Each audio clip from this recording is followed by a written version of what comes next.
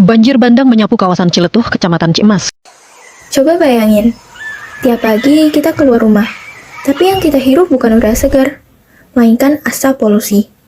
Selama ini, kita sibuk ngejar pertumbuhan ekonomi, tapi kita nggak sadar lingkungan yang harus bayar semuanya.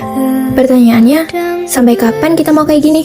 Jawabannya, satu gerakan besar dari pemerintah, transformasi hijau. Transformasi hijau itu simpelnya adalah pembangunan ekonomi yang peduli pada bumi dan juga masyarakat. Tiga pilar utamanya adalah perekonomian rendah karbon, efisiensi sumber daya dan juga inklusi sosial. Pertanyaannya, Indonesia mampu nggak sih melakukan transformasi hijau? Yes, mampu dong, karena Indonesia adalah produsen 60% nikel dunia, bahan baku utama baterai kendaraan listrik. Di saat dunia lagi ramai-ramai beralih ke kendaraan listrik, kita yang pegang kendali atas bahan bakunya. Nah, untuk memperdalam analisis kelompok kami mengambil pendekatan wilayah dan mengambil daerah Karawang. Berikut adalah 3 kelebihan dan juga 3 kerentanan dari daerah Karawang.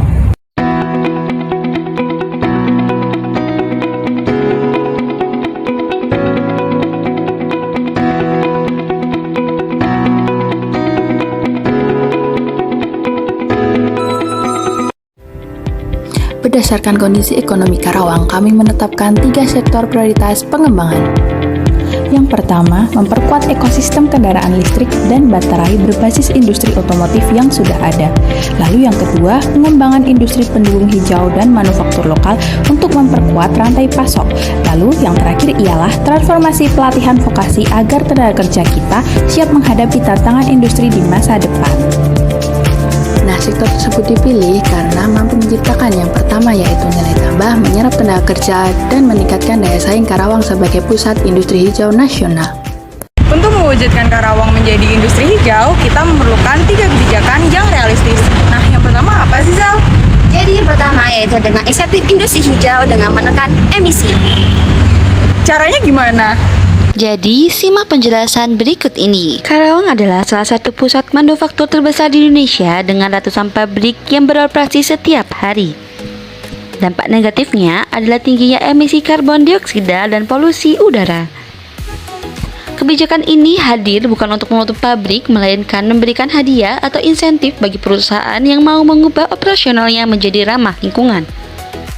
Beberapa strategi yang dapat kita eksekusi yaitu yang pertama, insentif pajak daerah.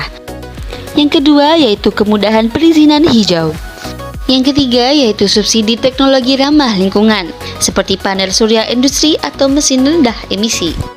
Jadi seperti itu teman-teman. Lalu yang kedua apa sih, Dau? Nah, yang kedua adalah program vokasi FP untuk menyiapkan SDM lokal.